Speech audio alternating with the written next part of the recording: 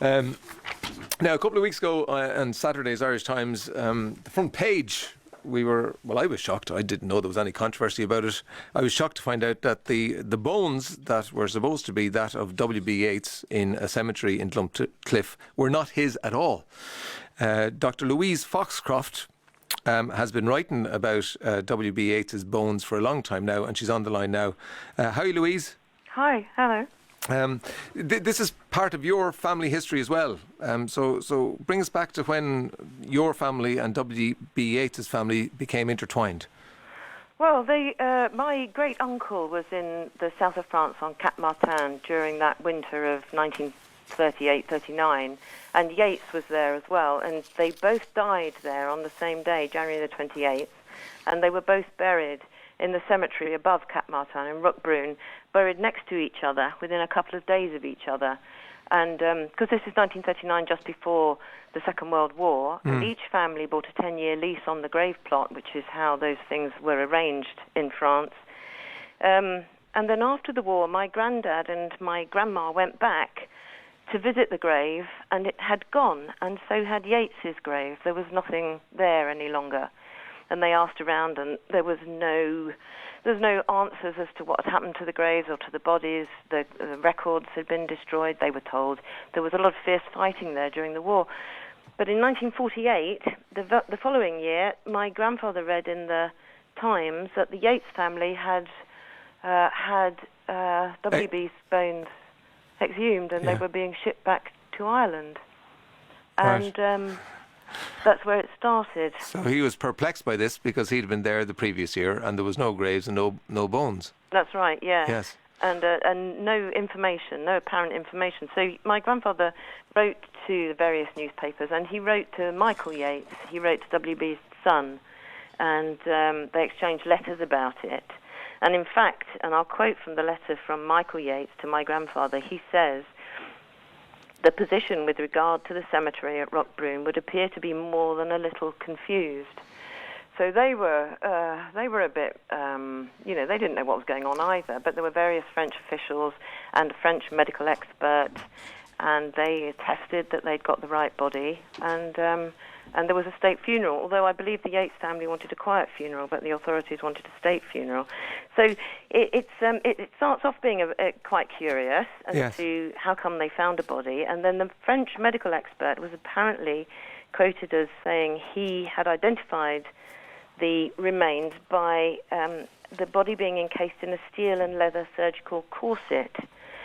Now, you see, my great-uncle wore such a contraption because he had TB of the spine and was quite bent. But Yeats wore a surgical truss for a hernia, which is a quite different, much smaller... Is a truss like a big belt? Yeah, it's like a belt, and it'll have a metal pad encased in leather, which presses on the hernia to keep it in place. Yeah, right. Okay.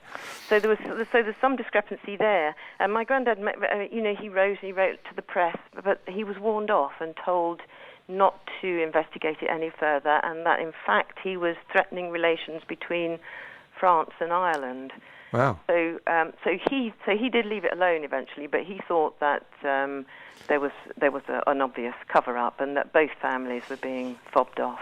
Could you, I don't know, from your research, what way was it presented to the Irish public when W.B. Yeats was exhumed and repatriated? Was it presented to them that they just dug up his coffin and that was transported and then it was reinterred? That's the way it was presented to them? Yeah, so there was no, though there were no problem at all. There were plenty of people aware of the problem, but it was too emotive and messy. It was very messy, wasn't it? Yeah, it was messy, and the French authorities actually they'd got it badly wrong, because in the register they'd got him as William Butler. They hadn't even realised, really who they'd got, and there was a lot of warnings for people to keep quiet and not to answer any questions, either from the families, either family.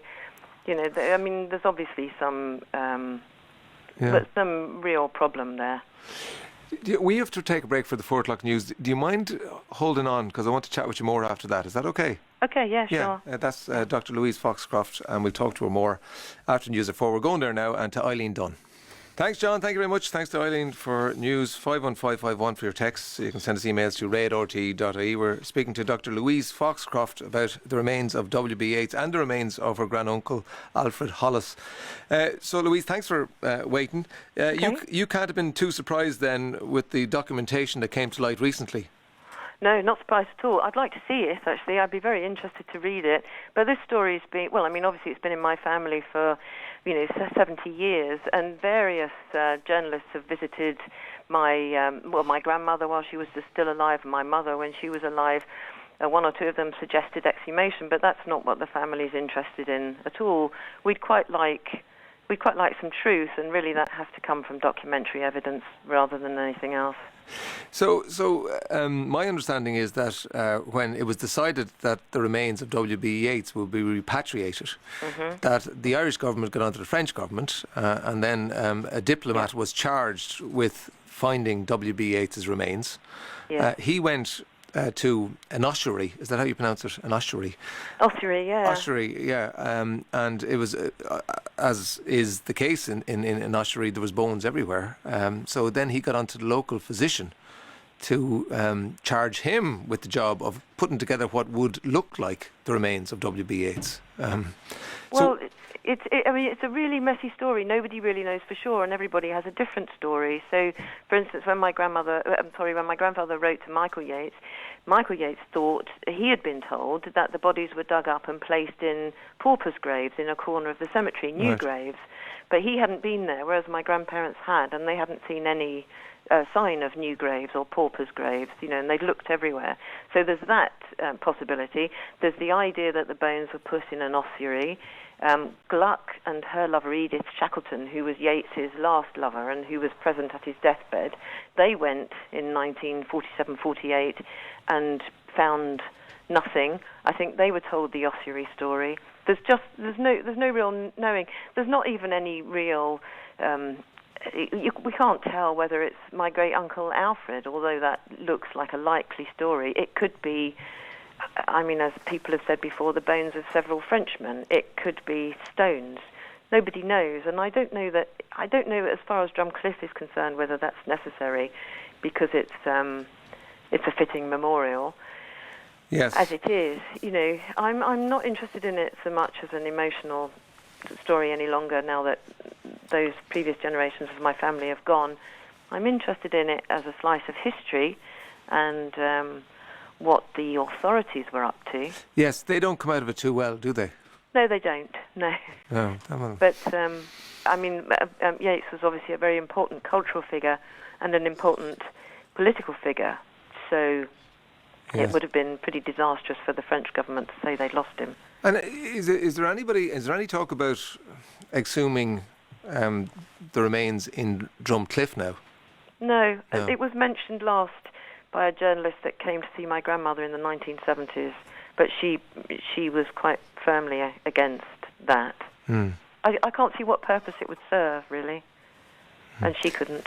So at this stage, we and you will never know the truth, and we won't know the exact location of your granduncle's remains or the remains of W.B.Yeats.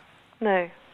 No, but it's interesting. I took part in a Michael Sweeney film called No Country for Old Men a couple of years ago. It was broadcast on R.T.E.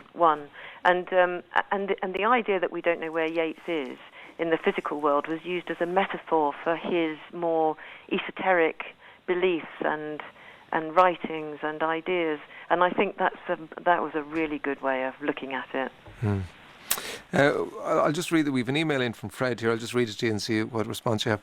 I visited, Roquebrune Cemetery while writer in residence to the Princess Grace Irish Library in Monaco in 2004. I read a lot of documentation on the Yeats affair. His bones were dug up because of an error on the length of lease on the grave, and they were deposited in the ossuary, as you say. When the Yeats family decided to bring his bones home, a frantic and quite gothic search for his bones in the ossuary based on the trust he wore was undertaken. It would have been virtually impossible to find the right bones. Certainly people such as the priest who presided at the funeral and later at the exhumation were told to keep quiet, as were any other participant in the exhumation.